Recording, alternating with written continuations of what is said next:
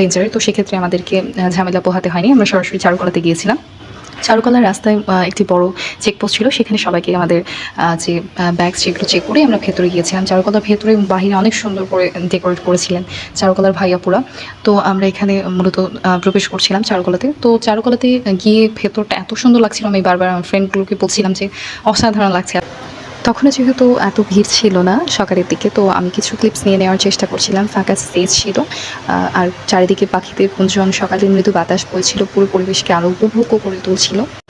আমাদেরকে এখান থেকে নির্দেশনা দেওয়া হয়েছিল আমরা যেন প্রক্টর অফিসে যাই, কারণ প্রক্টর অফিসে সকলের জন্য সকালের নাস্তার ব্যবস্থা ছিল। যেহেতু প্রোগ্রামটি অনেক বড় একটি প্রোগ্রাম ছিল আর সময় সাপেক্ষ, তো সেই ক্ষেত্রে যেন কেউ ক্লান্ত না হয়ে পড়ে। তো আমি এখানে তাড়াহুড়ো করে কিছু ক্লিপস নিয়ে আমরা সবাই যাওয়ার প্রস্তুতি নিয়েছিলাম প্রক্টর অফিসে। চারুকলাকে অনেক সুন্দর লাগছিল আসলেই। আমরা মূলত সবাই প্রক্টর অফিসের দিকে যাত্রা করছিলাম। প্রক্টর অফিসে যাওয়ার রাস্তায় আমি কখনো সুযোগ পেলে ইনশাআল্লাহ এই সবগুলো ক্লিপস নেবই, ঢাকা ইউনিভার্সিটি কি আপনাদের সাথে